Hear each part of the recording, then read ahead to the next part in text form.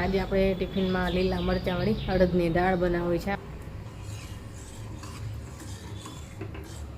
ટીચરને કહી કે મેમ મને કે ચાંદી પૂરા થઈ ગયો છે કે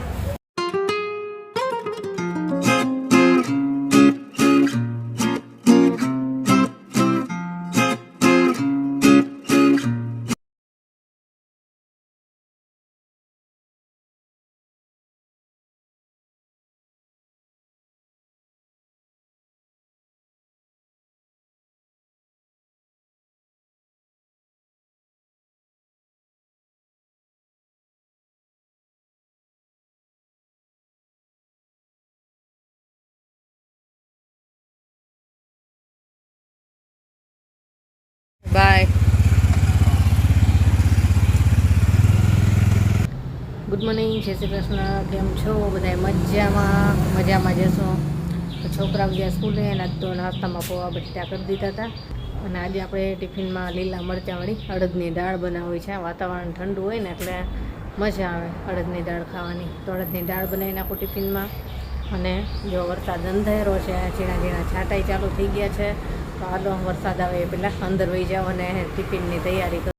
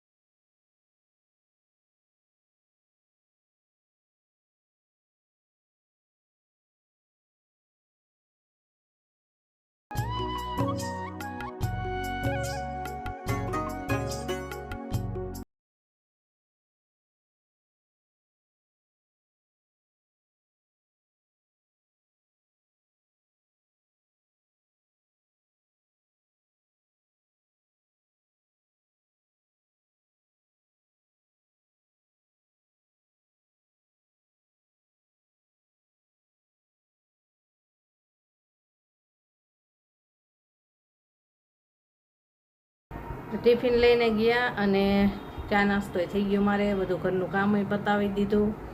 અને હવે હું મારું વિડીયો એડિટ કરવા બેસી જાઉં. કપડાં મશીનમાં નખાઈ ગયા, હવે ધોવાઈ જાય એટલે ખાલી સૂકવવાના છે. પછી છોકરાઓ આવે ત્યારે જમવા બેસવાનું.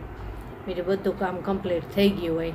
અને હા, બરોડાથી આપણા એક સબસ્ક્રાઈબર છે જસીબેન. એમને રોજે મારા વિડીયો જોવે છે. એમને મારા વિડીયો જોવાની મજા આવે છે અને કહેતા હતા કે મારું નામ લેજો વિડીયોમાં. તો કેમ છો જસીબેન? મજામાં. અને આ જ રીતે સપોર્ટ કરતા રહેજો. વિડીયો જોવો, લાઈક કરો અને શેર કરો. ચાલો હવે હું મારું કામ કરું. તો સવારે વાત થઈ આપણે કે વિડીયો એડિટ કરવા બેસું છું. અને હજી તો બેઠી જ છે ને ત્યાં કેવિનના પપ્પા આવ્યા અને મને કંઈક મેં ડૉક્ટર પાસે એપોઇન્ટમેન્ટ લીધી છે કે ઓલો મને ને કેવિનના પપ્પાને બેને પગ દુખતા હતા એટલે બતાવવા ગયા હતા ને, તો ત્યાં કે મારે બતાવવાનું છે હજી. તો એપોઇન્ટમેન્ટ હું લઈને આવ્યો છું કે 11:30નો ટાઈમ આપ્યો છે. મને કે હું તો તમ તારે એકલો જ આવીને ના હું હારે આવું, એમને જ લીધી હતી ખાલી. તો પછી ત્યાં ગયા અને ત્યાં તો પછી વાર લાગી. એમાં તો વાર લાગે બહુ. 1 વાગે છે ઘરે આવ્યા અને પછી ત્યાં છોકરાઓને આવવાનો ટાઈમ થઈ ગયો. તો આવ્યા ને પછી જમ્યા અને બધું કામ કર્યું. કપડાં એ સૂકવવાના બાકી રહી ગયા હતા. તો કપડાં અત્યારે જો ઘરમાં સૂકવવા પડ્યા, કેમ કે આમ છે જોરદાર એવું અંધારું છે અને છાંટાઈ આવે ધીમે ધીમે. તો કપડાં અંદર સૂકવા અને આવું થયું. પછી કાંઈ વિડીયો શૂટ ન થયો. અને અમે જે દવા ચાલુ કરી છે એ હોમિયોપેથિક લીધી છે અને એનેથી બહુ સારું રિઝલ્ટ મળ્યું. હજી અઠવાડિયું 10 દિવસ થયા હશે એ દવા ચાલુ કરી છે એના, પણ મને ઘણો બધો ફેર પડી ગયો અને કેવિનના પપ્પાને ઘણો બધો ફેર પડી ગયો છે. સારું લાગ્યું અમને એનું રિઝલ્ટ, કે એના ઘણા બધા અમને કીધું હતું કે હોમિયોપેથિક દવા લ્યો એ કોઈ આડઅસર નહીં કરે અને એકદમ એનું રિઝલ્ટ છે ને પરફેક્ટ આવશે. અને ડૉક્ટરે કીધું હતું કે એનું રિઝલ્ટ તો તમને 100% મળશે, એમ સારું જ થઈ જશે. તો એ દવા પછી ચાલુ કરી હતી અને સારું અમને તો લાગ્યું બહુ જ. એટલે 15 દિવસની દવા પૂરી થાય તો બતાવવા જવાનું હોય તો ગયા હતા આજે.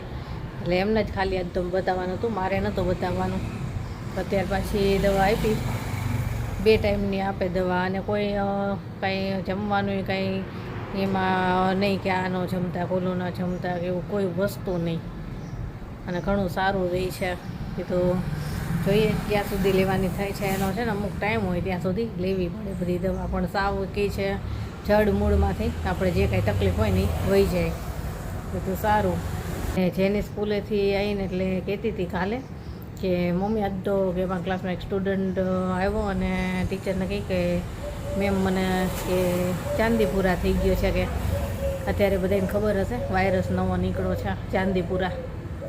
તો એ કે મને તો ચાંદીપુરા વાયરસ થઈ ગયો છે. કે તો મેમ કે થોડા કોલા થઈ ગયા અને કે તો તું શું કામ આવ્યો છે? કે તો એક્ઝામ છે કે એટલે હું આવ્યો. કે તો પછી એના ઘરે કહે છે કોન્ટેક કર્યો કે કહે છે કે આવું થયું છે. તો ત્યારે તો કહે છે કે પટાવાળા બેન એવું કહેવા આવ્યા હતા કે આ એના ઘરે કોન્ટેક કર્યો ને એવું કીધું કે પેપર લખી લઈને એટલે લઈ જશું કે.